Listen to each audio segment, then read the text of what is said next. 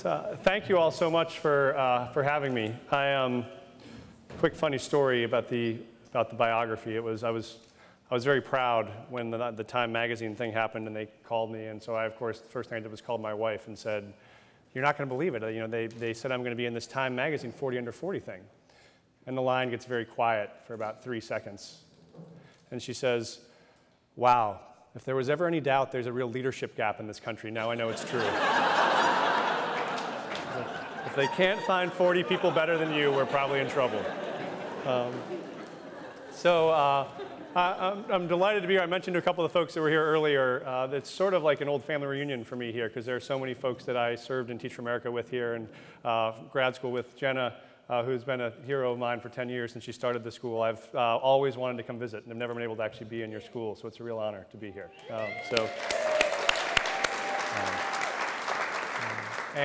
If you ever, for those of you that are Teach for America alums in the crowd, if you ever wondered what the second part of the Teach for America mission looks like, Oakland is a pretty darn good example. You look at folks like Jenna, you look at Hay Sin, you look at Jonathan Klein, Carol Johnston, who I heard about tonight, who I think is a principal who's been in the district here for 20 years. I mean, this is what happens when you have the face of committed people who stay in a city and want to find a way to make dramatic change. So it's great to have brothers and sisters here fighting this battle. So thank you so much for having me. And my last introduction is there is one other elected official here tonight who happens to be my very first boss.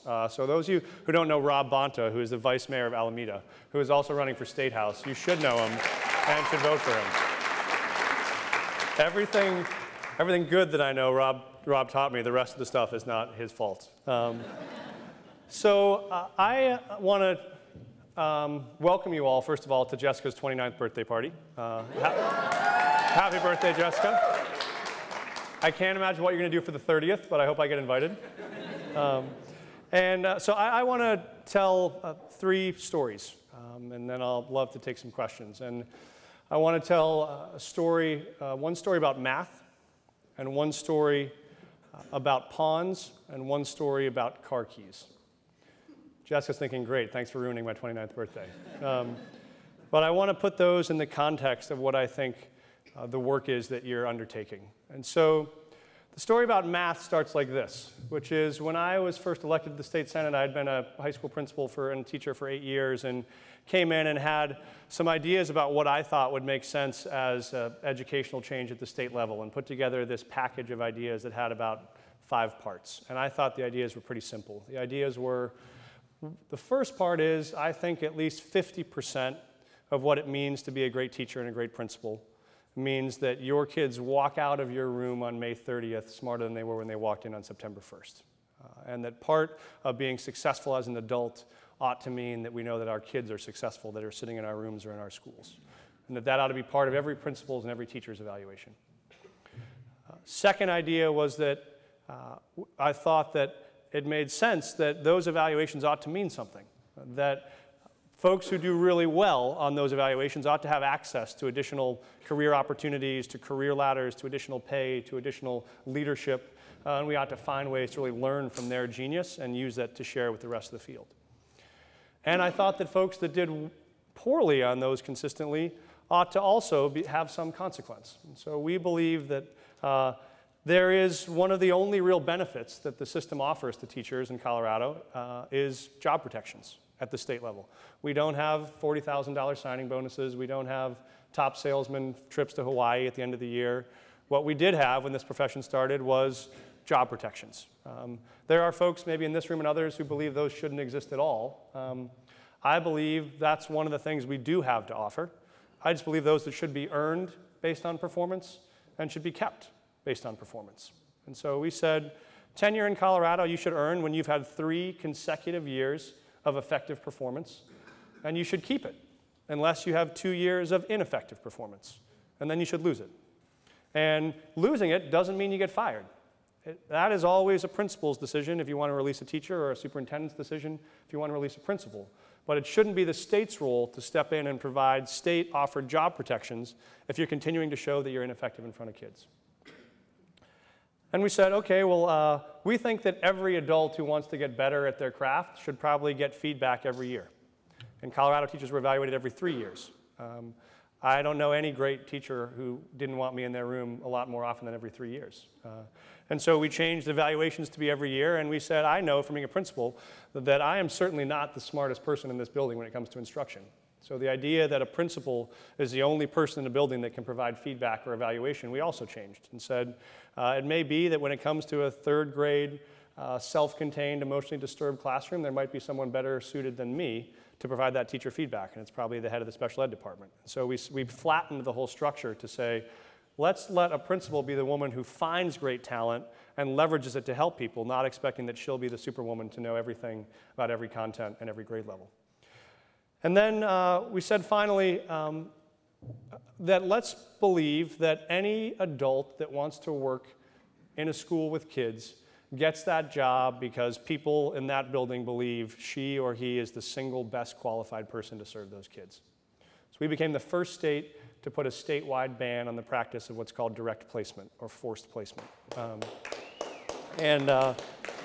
sure there are plenty of stories here, but ours was the district, historically black high school in my district, Montbello High School, 80 teachers trying so hard to turn themselves around, amazing leader who comes in, has a great group of teachers who deeply believe. 20 teachers leave at the end of that school year who don't want to be a part of that mission, and they get a team of these teachers who sit together for hundreds of hours through hiring committees, find a group of new 18 teachers who believe in the kids, believe in the mission, want to make an impact, and they go down to the central office to say, here are the 18 people we want to stand next to us and fight this fight. And they say, I'm sorry, what we are going to give you are 18 teachers who can't find a job anyplace else, who we are going to force place into your building, and they're tenured and they can't be fired. And they don't want to be there, and you don't want them to be there. Try anything else that's more of a punch in the gut as a teacher who's laying themselves down in traffic every day for kids to have 18 people working next to you who never wanted to be there. Our belief is that's insulting to teachers, and it's insulting to kids. And so those were the ideas. Put it all on a one little Microsoft Word document page and started handing it out to people. And here's what they said. They said, if you do this, there are 178 school districts in Colorado, and you will have 178 superintendents storming this Capitol to tell you that you're crazy. And then I went to the school boards, and they said, if you do this, you will have 1,000 school board members in the state of Colorado storming the Capitol to tell you this is crazy. And I went to the teachers' associations, and they said, if you do this, you will have 50,000 teachers in this state storming the Capitol telling you you're crazy. And I said, I don't believe that's the case. I think this is good for kids. And I happen to know a lot of teachers and principals and school board members, and they all want what's best for kids, so why would that be the case? And they told me that I was wrong. So for a moment, I conceded that argument. I said, okay, what if I'm right, that this is really what's best for kids? And what if they're right that this is bad for adults? And what if they're right that they're going to bring their 51,178 people to the Capitol? Who do I have standing with me? Then I thought for a minute, and I said, there are 800,000 kids in the state of Colorado. And those kids have 1.6 million parents or guardians. Those 1.6 million parents have at least one friend and at least one neighbor, which puts me now at 5 million voters and donors who will storm this Capitol if I have a policy that's good for kids. That means my coalition is 100 times larger than your coalition. Right? And so that, for me, is the mathematics of transformation. But the question is, what does it take to actually make those 5 million people believe that the policy that we're passing is good for kids? Because as a parent, I can tell you the only thing that I will, no questions asked, do whatever it takes for is my kids. So if there is something that benefits them, I don't care how many of my friends it makes upset, I will be there on it. So the question is, how do we make that argument? And so what we started doing was going about the process of making that case. And we started with everybody who had a connection to kids. So we started with the kids themselves. The first time I proposed this bill, I did it at a group called Jóvenes y Padres Unidos, which is a group of young people and parents, all Latino in a part of Northwest Denver. And I went to them first to say, here's what we want to do. What do you think? And it was great because there was a lot of buzz about the bill, and I hadn't released it yet. And I did it at this event. And I speak Spanish, so I did about half in Spanish and half in English. And some kid recorded it on his cell phone and posted it on the internet. So you have sort of all the major news sources going to this kid's YouTube page to try and translate my bad Spanish and to figure out what is in the policy proposal. But it wasn't released on the front steps of the Capitol. It was standing in a group with kids and parents who had a deep investment in this. And then we went to the NAACP, then we went to the Black Chamber, then we went to the Hispanic Chamber, and then we realized that actually every employer in this state has a pretty deep investment in making sure that a kid that graduates from our high school can read, write, and do math and think critically. We went to every chamber of commerce in the state. We went to parents' organizations, students' organizations, principals groups, superintendents groups, teachers groups, and we built a coalition so that by the time this bill came up for a vote in the State House, we ran a full-page ad in the Denver Post that said, "We hope you join us in supporting the Great Teachers and Leaders Bill." And at that point, the us was every chamber of commerce in the state, every Black and Latino leadership organization in the state, every living governor in Colorado history, unanimous support of the State Board of Approval, and every education nonprofit that there was, and one of our major teachers associations, our principals association, and our superintendents association. And what we did was, when it came time to lobby, what we did if you were a state senator or a state rep, is on Monday, we had the principal of your local school come and knock on your door and talk to you about it. On Tuesday, we had the head of your local chamber come. On Wednesday, we had the head of your local NAACP chapter come. On Thursday, we had the student president of your local high school come. And on Friday, we had the head of the nonprofit that you happen to be on the board of come. And then that whole cycle started again the next week. Until what they realized was, wow, everybody who loves mom and apple pie is knocking on my door to tell me why don't I support this bill. That, for us, was the evidence of the mathematics of transformation. But that was actually not the most important part. The most important part was the first question, which is the people who told me, teachers and principals will hate this idea. And they would come to me and they would say, my association can't support this. I would say, really, let me talk to her. Because the great Emerson quote is, an institution is the lengthened shadow of a man. Right?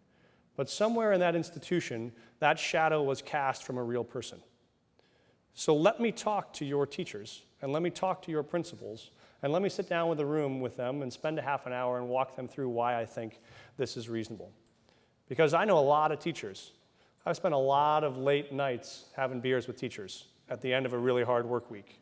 And I think I have a pretty good sense of what some of them believe. And so what we did is we started having those conversations early and often and often. I did statewide conference calls. I went to as many local teachers groups as I could. And what happened was it turned out to be true. Right? We early on started negotiating with the NEA and with the AFT. They were the very first groups I went to and the very last groups I went to. I spent more time with the NEA lobbyists those 4 months than with my wife or my kids. And we are good friends and have a great relationship to this day. We disagreed on that bill, but it was always respectful. And I did the same thing with the AFT. And from the beginning, the AFT said, we think we can get there. We think we can get there. We had an incredibly courageous leader, Brenda Smith, as the president of the AFT in Colorado, and she said, we think this is reasonable with a couple of small tweaks, tweaks that I thought were reasonable, tweaks that were policies I would have done as a school principal myself. And so the story I tell you is when it came time for that final vote, in those 2 days we did two things. The day before, we did hold a big press conference with the president of one of Colorado's two largest teachers union, the Association for the Federation of Teachers, the American Federation of Teachers. And they, on that day, on the Capitol steps, endorsed this bill. They didn't just say they'd live with it. They brought their lobbyists to the Capitol to lobby for it. And in the next election, on their first question on their survey for candidates was whether or not they would have supported this bill. Not because they wanted to spend against you if you did, but because they wouldn't spend for you if you didn't. Randy Weingarten picked up the phone and called the Denver Post herself and said, I want to give you a quote to tell you why this is a good idea. So the institutions are not monolithic, right? People are not pawns. Behind every association, there are real people with real ideas and real values. And if you can take the time to actually talk to them, you can make a dramatic difference. If I had talked to every one of those teachers and they had told me I was crazy, I would have believed them. Because I have deep faith in the judgment of folks that are teachers. And if they had sat down, heard me out, and said, we think this is bad for kids, then I would have known they were right. But that wasn't what happened. And the most powerful moment of our testimony was actually not Randy's endorsement and was not the AFT endorsement. It was that Dennis Van Roykel, who was the national president of the NEA, flew out to testify against our bill. And it was a big deal, and he comes with an entourage, and he came in to testify. And spent about 30 minutes on the stand, and then he sat down. And after he sat down, we put up 3 teachers. All 3 of those teachers, local building presidents and Dennis Van Roykel's NEA. All 3 of those teachers who stood up and said, this bill is good for kids, and it's good for teachers, and I ask you to vote yes. And the committee was silent. The folks who had been ringing mayors and governors had been tormenting them for an hour and a half, had nothing to say to the voices of real, live teachers who had been doing this for 15 years, cared about their unions, were invested in them, and said, this is not about ideology. This is about kids. I believe it's good policy. And so that was the moment where we realized if you see each association as just an institution with one voice that speaks uniformly, you get stuck quickly. If you actually take the time to move beyond that and say, let me talk to the actual teachers and see what they say, we found that you get a dramatically different result. So I'll close with this story, which is the car keys story. So I think when I first started teaching, and I wrote a book about my experience teaching, and in the first chapter I talked about how I felt like education was the civil rights movement of our generation. And I, of course, thought that I had invented that phrase. I was like the kid on the Volkswagen ad with the Darth Vader suit who sort of like points at the car, and then the car comes on and he thinks that he did it. And so about 8 years later, when I was failing my way through my 3rd year as a principal and trying to keep track of the number of mistakes I was making, I was thinking, if in fact this is the next generation of the civil rights movement, maybe I should check some of the lessons we ought to have learned from the first time around. Like, what were the real successes of that movement in time 1? What are the mistakes they made? What are the things we can learn to figure out how to make sure we win this round? And so I started doing some reading, started digging through old documents, and I found this great recounting of the Birmingham bus boycott. And for those of you that haven't read it recently, there is this great moment, of course, where they decide to start the bus boycott. And Dr. King gives this great speech in the church in Birmingham. And they spend weeks, of course. Rosa Parks, who is a leader in the movement, is working as a secretary in King's office. They stage this big stand-up. They get the public outcry, and then they have the apparatus in place for a one-day bus boycott.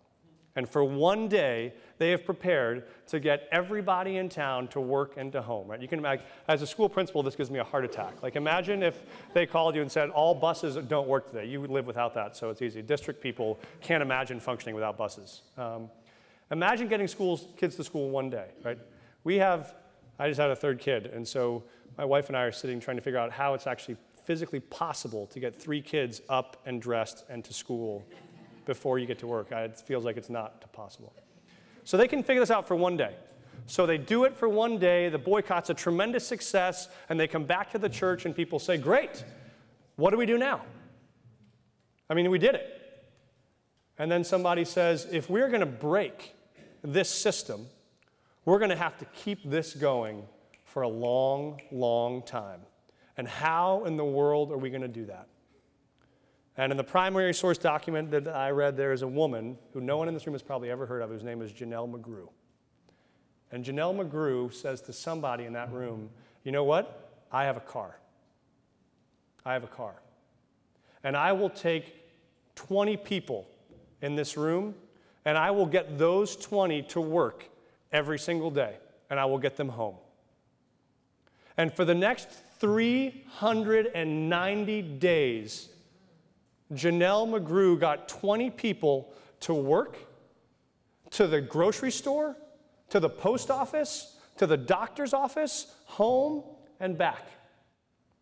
And halfway through, they started realizing this. Janelle McGrew's boss found out and fired Janelle McGrew. But that wasn't enough. The police found out and didn't know how they could break this at some point, so they found folks like Janelle McGrew, and they decided that they were committing a conspiracy. And so they arrested Janelle McGrew, and they threw her in jail. And the leaders of the movement find out, and they say, oh my God, I feel so terrible. We got to go get Janelle McGrew out of jail.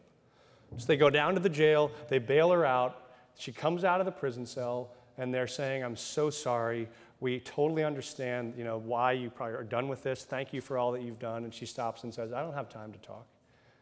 I need my keys. Because I got 20 people who are waiting to get to work. And if I don't get in my car and get them, they won't make it there.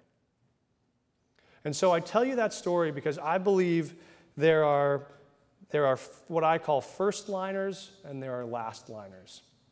The first line of the Declaration of Independence says, we hold these truths to be self-evident that all are created equal.